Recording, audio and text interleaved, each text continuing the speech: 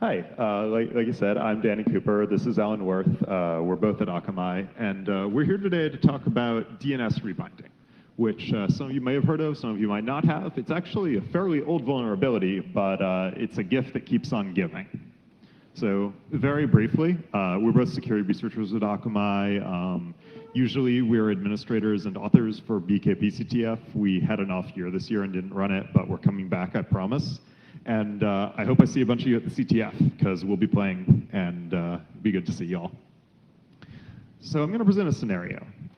Suppose you're browsing the internet, and it's the current state of the internet. So it loads a ton. You go to some website, it loads a ton of third-party JavaScript, but your OS is up to date-ish, your browser is up to date. What sort of bad things do you expect to happen? Well, obviously, you might get popped by an O-Day, or there might be CSRF. Maybe someone's going to rowhammer you from JavaScript, or do some kind of other awful CPU and memory-based attack. But would this outcome surprise folks? The outcome of your router joining a botnet and your fridge starting to mine Monero? So I personally would find this surprising, mostly not because it's that surprising that your router's in a botnet or your fridge is mining Monero, but because of sort of the pivot factor here, where you've had a sort of web-based attack end in network compromise. But it turns out that you can do this kind of thing using DNS rebinding, which is basically using some very particular DNS server settings as well as JavaScript running in the end-user browser. And what this lets you do is sort of skirt the same origin policy. It lets you make requests against a unexpected second domain, or second IP address, rather, that your browser will treat as being from the origin that you served your malicious JavaScript from. In the wild, there have been some pretty neat write-ups recently. Actually, the write-up that got me and Allan to start looking into this and write our tools for performing these attacks was from Tavis. He found a bunch of really cool problems and put them up on Project Zero. The most notable was probably the Blizzard BattleNet agent, which basically, if you don't know, is an application that you install and that keeps your Blizzard games up to date. And what Tavis found was actually that by using a DNS rebinding vulnerability, he could get full RCE by just having someone visit a website, and then he got the agent to load a DLL that he supplied. Similarly, there were kind of similar vulnerabilities in two BitTorrent clients, uTorrent and Transmission, I believe, where they had JSON RPC interfaces exposed over localhost, and you're able to hit them with DNS rebinding. And my personal favorite was the Electrum Ethereum wallet, where you couldn't get RCE, but you could steal all their money. Shout out to Brandon Dorsey. I don't personally know this person, but while we were doing our research, we came across a sort of similar DNS server implementation. We have different features between the two of them, but if you're looking for sort of a parallel evolution implementation, check out this person's work on GitHub. So what we'll be talking about today is, first I'm going to give some background on how this attack class actually works and sort of dive into the very gritty specifics. Then we'll talk about the tool we built and why you might want to use it and what benefits it has. Next up, we'll talk about all of the really horrible optimization work that needs to go into making a DNS rebinding attack be fast. And finally, we'll talk about areas that we think could use more attention and that are ripe and rich for future work.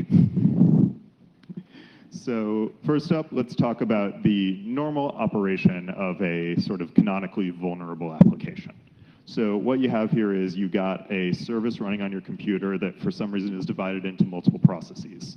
And for whatever reason, the designer of this service has decided to use a localhost web server as the RPC medium between the processes. This is actually not that uncommon of a design pattern, or maybe anti-pattern, depends how you feel about it, because partially it's rather portable. It's gonna work on OS X and Windows and Linux out of the box. So there are reasons to do this, and people aren't wrong for wanting to have something that works. But basically the way this works is that process A, wants to do some sort of IPC. In this case, it's triggering an action by process B, so it posts across localhost. and B, because it's only listening on localhost, thinks this is a safe channel and executes the requested action. Now, first pass attempt at exploiting this, you might just, from attacker.com serve some JavaScript and have that JavaScript make a get or a post against localhost. And if you don't need to set HTTP headers, or if you don't need to retrieve the response body from your target, this could work. This is not DNS rebinding, this is just basically CSRF. But because of the same origin policy, if you need to set those headers or retrieve the response body, this won't work. And in short reminder, same origin policy basically just means that if you got JavaScript from one place, it can only do a very limited set of things to other domains than the one it was served from. Now, let's talk about how we would attack something. First up, you get the user to go to your attacker.com. So the end user browser issues a request to the local resolver to look up attacker.com. And then that local resolver goes forward to a recursive resolver. In this diagram, the recursive is external. You could be running your own. It doesn't matter. And that recursive then goes forward to our adversary-controlled authoritative DNS server because we control that zone. So when that request comes to us, so I've elided a detail here. It would have to be like bob.attacker.com or something to keep them unique. But so we recognize that we haven't owned Bob yet. So we send back 1.2.3.4, which let's pretend we control that IP, and say that the result is valid for the next second. What happens then is that the 1.2.3.4, 1 second, percolates back through the recursive to the local and to the browser. What happens then is the browser's got an IP address, makes a request to the adversary web server, and we serve them back some JavaScript. So far, nothing that weird has happened here. The short DNS TTL is a little bit unusual, but it's not that far beyond the pale. There are reasons to have fairly short DNS TTLs, so nothing here was really abnormal browsing so far.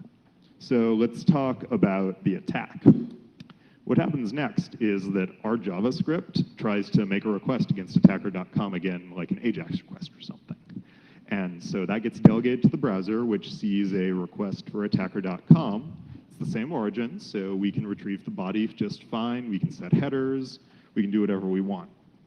Now, hopefully, what then will happen is that the browser triggers the name lookup, and we get that the record has expired because we set it with such a short TTL. And if this doesn't work because your local cache says, no, I'm not going to hold a record for only a second, you can just keep requesting until it does expire. So what happens then is, it goes back out. Your recursive's record has also expired, hopefully. And the recursive makes a request to the DNS server we control. And this time around, we know that we've already heard from, this target. So we return a different result. We return 127.0.0.1 and a long validity window. Now, what happens then is the browser gets back, oh, attacker.com is located at 127.0.0.1. And the browser then happily goes forward on localhost because it's and treats it as the same origin as the one we served our JavaScript from. And this means that you can do whatever badness you would like to do. In terms of scope of exploitation here, really depends on the target application. In the cases I mentioned, there was RCE, but like the Electrum wallet, you could only steal money. Some other cases, you might only be able to moderately annoy the end user. It depends on what capabilities are exposed by this RPC. In terms of mitigations or reasons that your attack might not work, there's a couple. The easiest is that if you're a developer designing a system like this, you can just check the host header for the requests for your localhost IPC. And so this looks something like process A sends along the host localhost in the host header, and then process B, upon seeing that request, says, oh, okay, that's the host I was expecting. And as long as the host header you're sending isn't one that an adversary could get the browser to send on its behalf, so like don't make up a host header that someone could then go and register and control as a domain. But as long as you don't, you're good to go. Because what happens is that when we try to hit process B now, the browser on our, you can get the browser to do a lot of things on the same origin, but something you can't get it to do is lie about the host header. You can set other headers, but you can't get it to lie about the host header. It will not do that for you. So we send the host attacker.com, and process B says, hey, that's not who I'm supposed to be talking to. So this is probably the easiest way to mitigate this particular attack. Another option that is, there's some pitfalls to this, but I'm still going to talk about it, is to use some kind of cryptographic authentication scheme that is not TLS. TLS is option 3. An option, so something like you just sign your RPC. And important note here, you need to have those keys be generated on a either per execution or per installation basis. If the keys are bundled in the application, you can then forge signatures. So normal operation, process A signs the request to process B, everything's happy, process B accepts it, but then when we try to own process B, we can't generate a signature, unless of course they screwed up and used only one key pair and bundled it in the installer. Don't do that. Also, like I said, pitfalls. The scheme also, as described, is vulnerable to replay attacks, so be careful if you choose this option. Finally, you can just use our old friend TOS. Reason this works is in normal operation, process A sends client hello, gets back the server hello with the cert, and process A knows what host name to expect. For once more, it could be localhost. This doesn't have to be a real web PKI cert. In fact, it shouldn't be. It can just be some self-signed garbage you made. Next up, when the browser tries to do this, what happens is that it sends its client hello, and the process B sends back the server hello with this cert that has in its CN like a localhost or garbage.localhost or who knows, something. And the browser bails out. This is a TLS error. Because once more, remember, the JavaScript can only take action, only compel the browser to make requests. It can't make its own and say, oh no, I don't care about TLS errors. So I just talked a bunch about how to do this, but I'm going to talk a bit about how we did it now. Our attack tool is a single Go binary that basically gives you a DNS server that is stateful and can do those tricky things like returning different results depending on the number of queries or some other things, integrated with a server that'll serve you up some logs nicely and has a splash page, and a server that serves JavaScript payloads. The reason it's all in one application is that we're lazy and we wanted to share state between them easily, because that lets us pull off some really cool tricks to accelerate this attack later. So far, so expected architecturally. Your DNS server binds on port 53. Your HTTP server binds on port 80. Nothing weird's happened so far. But here's where things get weird. Reminder on the same origin policy. An origin is defined as a protocol hostname port tuple. So example, HTTP is the protocol. Then foo.rebindmy.zone is the host name, and 1337 is the port.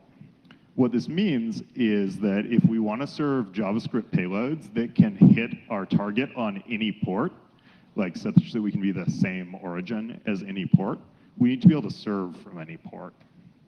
And the way we handled this was by using an IP tables hack.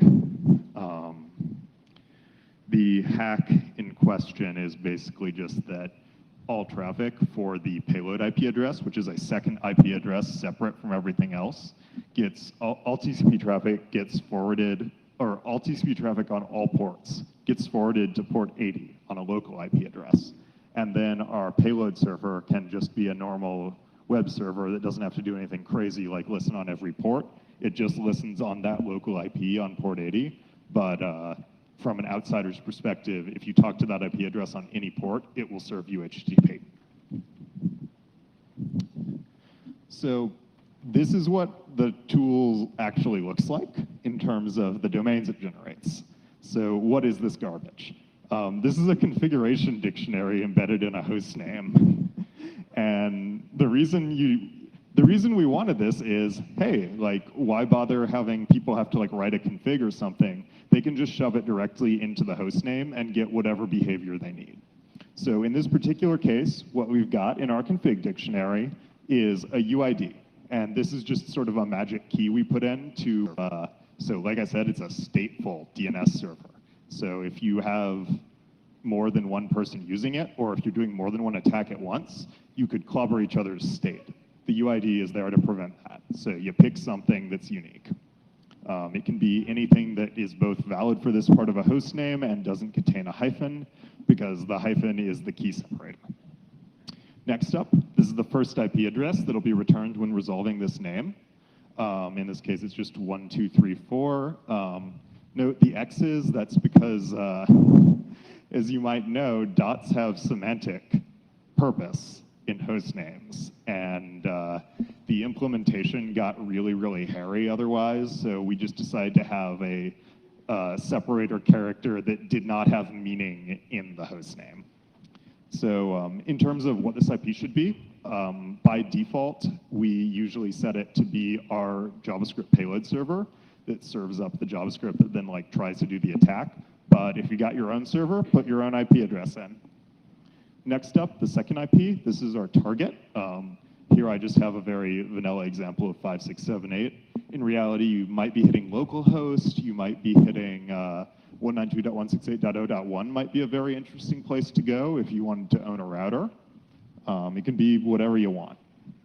Finally, the dconf is for dynamic configuration. As I said, all of this garbage is a dynamic configuration dictionary. We originally were going to have a static mode, but it didn't really seem necessary so far. We might add it later if we find a reason to.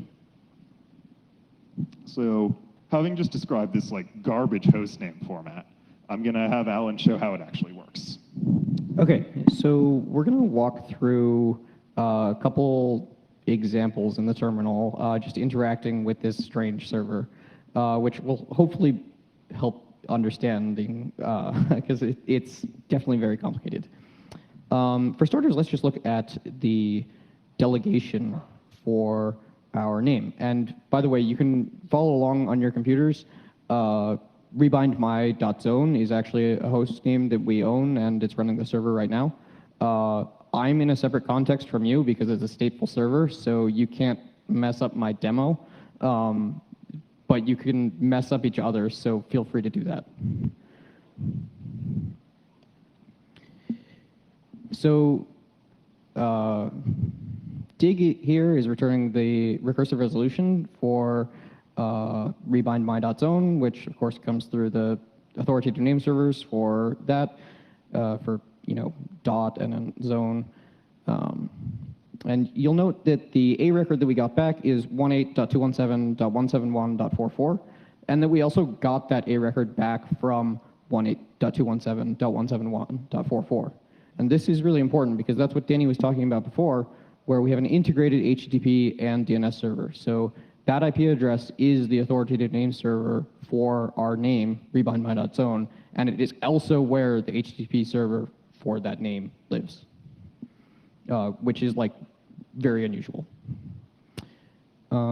So let's look at a rebind host name. So I can just choose a UID, ABC123, and I'll set IP1 to be 12345678.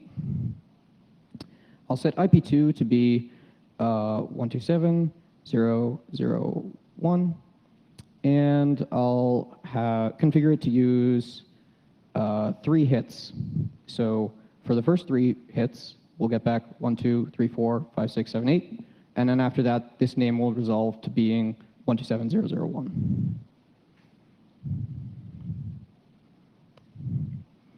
So we got back an A record of, as expected, 12345678. The TTL is 0 seconds because we want to encourage the caches to not keep this in cache very long. And as expected, for the second query and the third query, we continue to get back 12345678. And now for this fourth query, we should expect to get back 127.0.0.1. So now the name is returning localhost, which means that the rebind has been performed. So on this server here, I'm already running a little demo HTTP server on localhost port 1337. It just returns this HTML that says DNS Rebinding demo server, hello world. So I'm going to demo the integrated HTTP state feature, where we integrate the HTTP requests that are getting made on our server with the rebinding state so that we can optimize it. So for example, we might do something like ABC 456. This time, I'm just going to exclude IP1. If you don't put in the first IP address into the configuration, then it's assumed to be the capture or catch-all host name that Danny was talking about before, which delivers the payload, JavaScript payloads. So 127.0.0.1. And this time, instead of a number of hits, I'll put in HTTP state. And that's just a Boolean, so it's 1. So this is returning the payload server IP address. I'm in a separate instance from you, so my payload server is on a private address space, but you will have a slightly different answer if you run this query. But as we expected, we're getting back to payload server.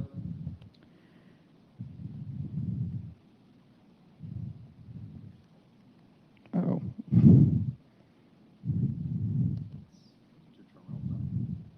It's just frozen.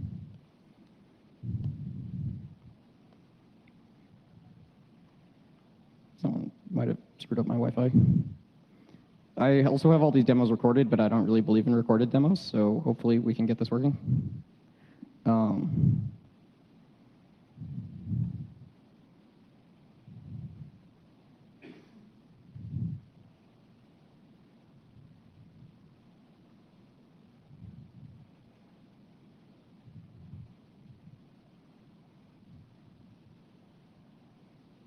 Okay, well, we can just use the recorded demo.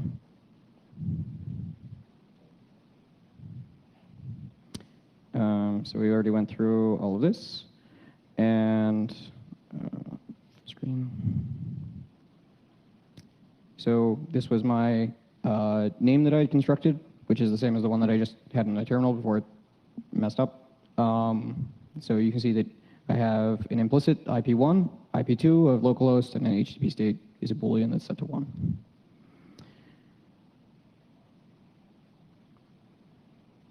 So I ran that dig command, and I got back the capture IP address, as expected. This is the public capture IP address, unlike the one that I had before in my demo. And of course, if I keep resolving this name, I'll keep getting back that IP address, the payload server. Now, if I curl it on any port, I'll get back the JavaScript payload, which we'll talk about in a bit, what this JavaScript payload actually does. But now if we dig that name again, so now that we've downloaded the HTTP payload once, now every time that we resolve that name, we'll get back localhost.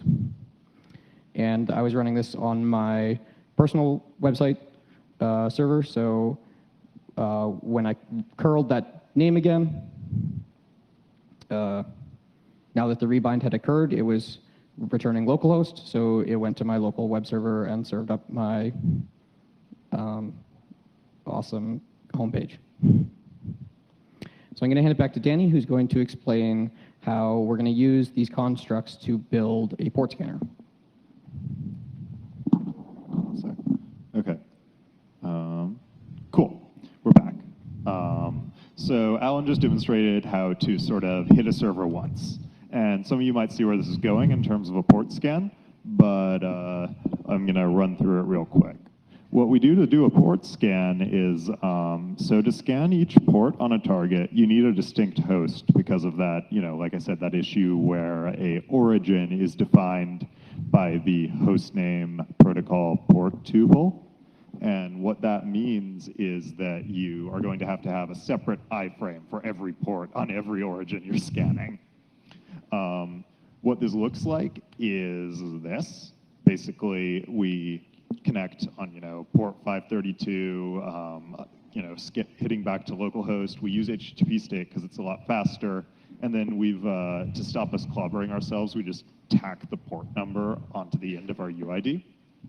But basically what happens then is that the first time you load the page, the payload JavaScript gets loaded, and then because we're using HTTP state, the DNS server switches over to localhost. And that JavaScript basically just requests itself over and over again until it stops seeing a sentinel value. And hopefully, if the rebind works, that'll be on the next request. But in practice, caches exist, and it'll probably take a couple. But it just requests itself until it stops seeing the sentinel, at which point it knows that the DNS rebind worked and that whatever it gets back is what's on the port on the target host. And once that happens, the child iframe that was running our JavaScript reports back up to the parent and says like either, hey, connection closed, or hey, I found a web server. So that's all well and good, but I'm sure you want to see it actually happen. So I'm going to hand it back to Allan. Okay, so I hope that my internet has been fixed and I can run the demo live. So what we've got here is just a page that's on rebindmy.zone. You can go and load this page yourself. At the bottom here, there's an iframe that's showing the server request log. So as we make DNS and HTTP requests for the purposes of this demo, they show up in the log. So the first thing that we're going to do is open an iframe on port 1336. So this red border denotes the iframe that we just opened. And you'll see that we have a rebind name associated here. So it's similar to the ones that Danny was talking about just now, where we're using the payload server IP address as the first IP address to use, and the target is localhost because that's what we're scanning. And of course, we've opened this on port 1336. In the request log, you'll see that we actually got 2 DNS requests. That's because browsers are weird, and sometimes they make more DNS requests than you need to. And for both times, we handed back the payload server IP address, and then finally, we got a request on the payload server, port 1336, and served up the payload JavaScript, which is running in this iframe. So now we can have the payload in the iframe make a request to itself, and hopefully if the rebind has been performed, this will actually be making a request to localhost port 1336. So it did. You'll see that the DNS requests came through, and we returned 127.0.0.1.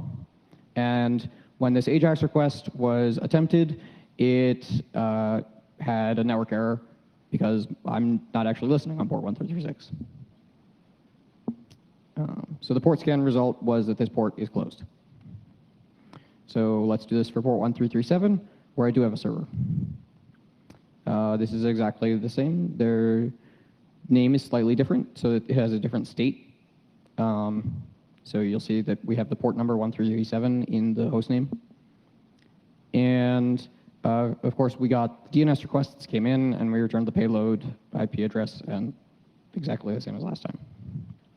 So now we'll have it make a request, and hopefully if the rebind has been performed and it's not in cache, then we should get back the HTTP banner that was the server that I showed you before. So it did, it worked. So the port scan result was that I do have a server listening on localhost port 1337. It got the headers, which is showing that it's a simple Python server. And it grabbed the body of the index page, which just has the hello world that I showed you before.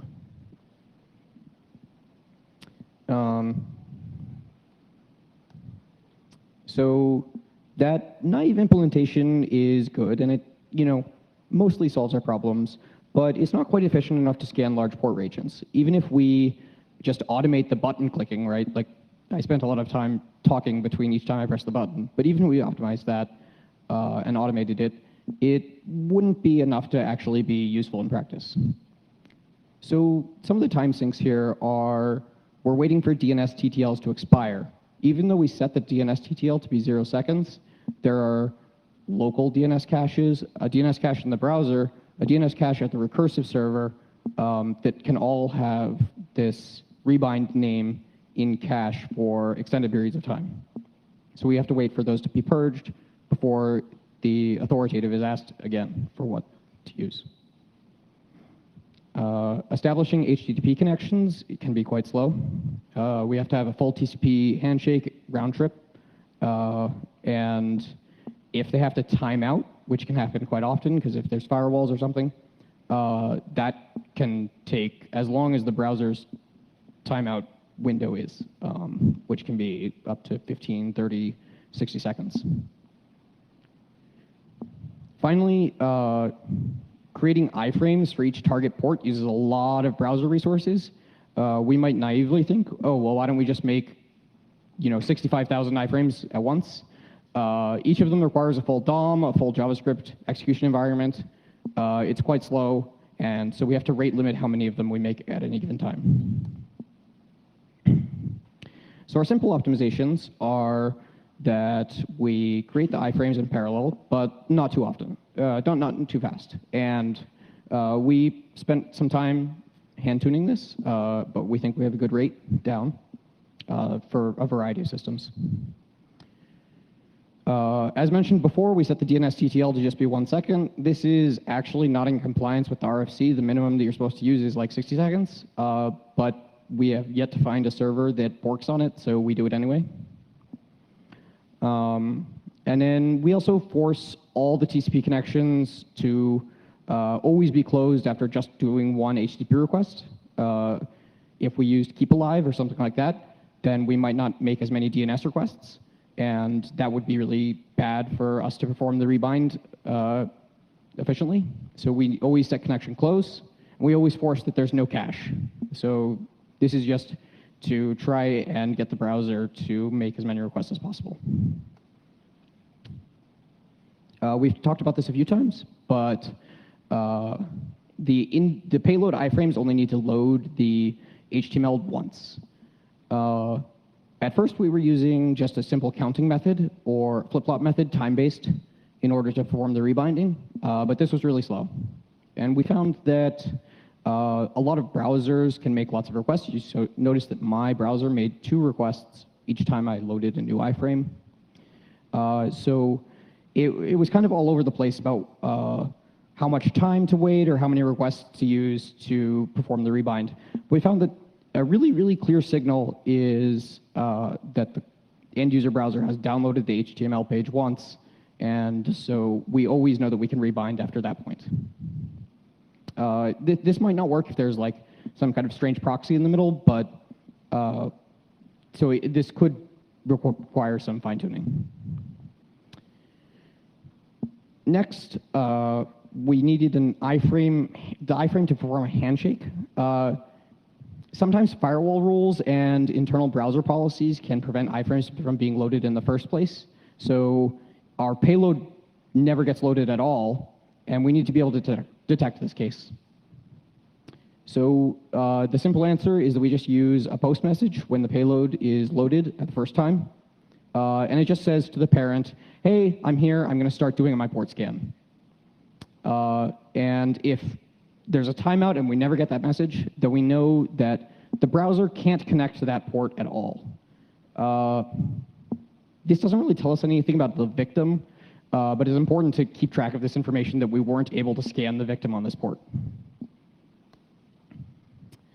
Finally, an interesting optimization is that stub resolvers, browsers, and recursives have surprisingly small cache sizes. The default Firefox DNS cache size is only 400 entries. So if you generate a lot of spurious DNS requests, we can evict our rebound name prematurely from the cache. So this can just help with forcing the queries to make them their way all the way to the authoritative. So this works really well for Firefox. So I'm going to give you an end-to-end demo.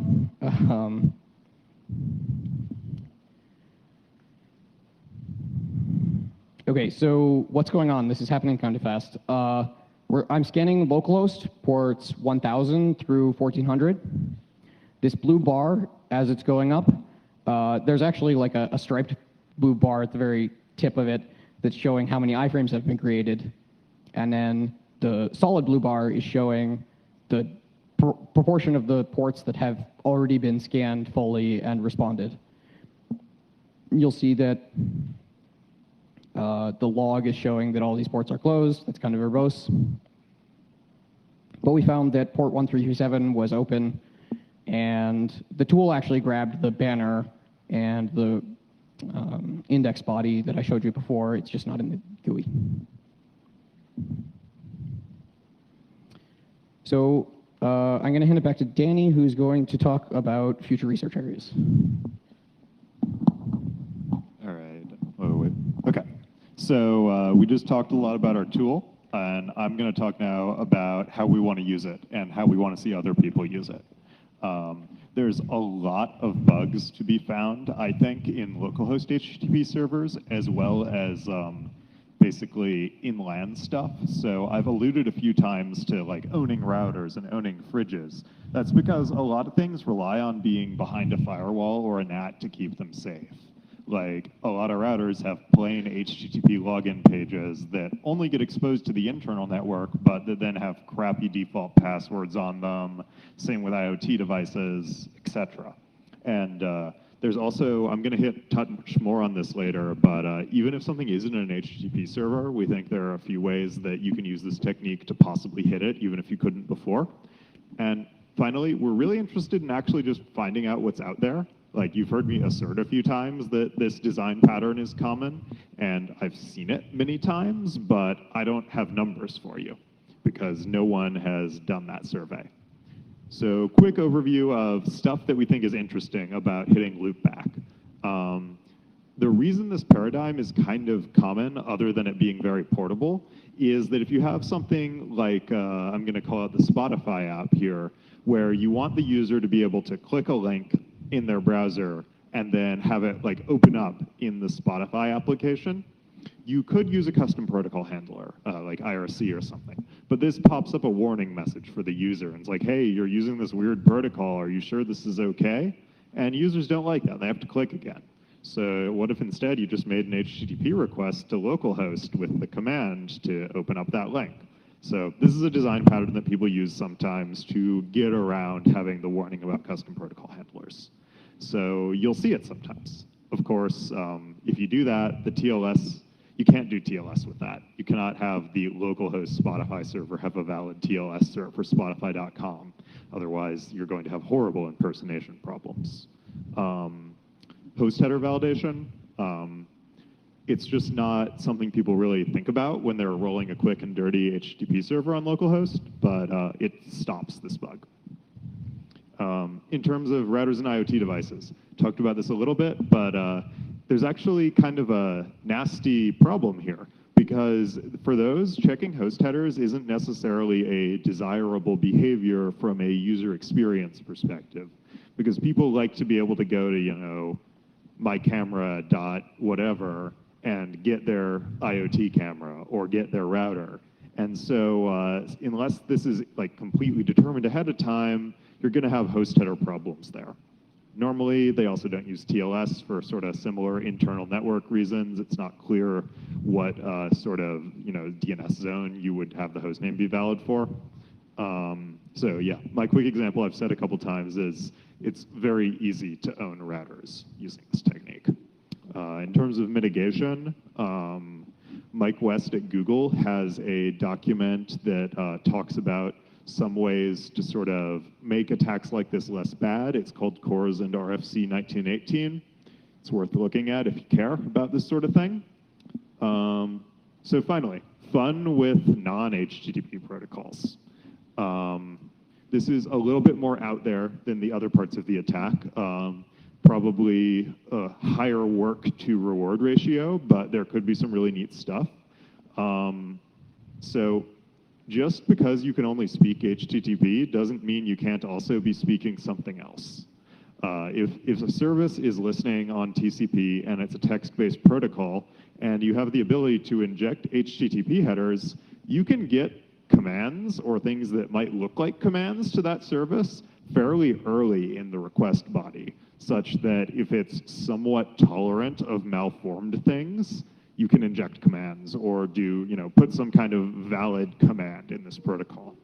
Binary protocols are going to be a lot harder. I'm not going to say you can't do it. I'm just going to say that it's probably going to be difficult. Survey. I think this Twitter conversation kind of speaks for itself, but we don't know what's out there. if you have control of a Windows fleet, like if your organization has like a wide install base that has sort of a diverse menagerie of consumer applications installed on Windows endpoints, I would love to know what's listening on localhost, but I don't have the ability to do that scan. So instead, I built a tool that at least lets you do point checks. Or we built a tool. Guess finishing up, we believe in having our code up, so it's all on GitHub. It's the only tricky part of the installation is setting up that IP tables hack. The rest of it is just Docker, so you'll be pretty good to go. And we're also going to be running rebindmy.zone for a while at least. It generates a lot of DNS requests and stuff, so like, I don't know, Amazon might kick us off eventually, and also it might get expensive, in which case we'll turn it off because you can run your own. But yeah, if you want to reach out to us, I'm dcooper@akamai.com, Allan's Wirth@akamai.com, and I hope I see some of y'all at the CTF.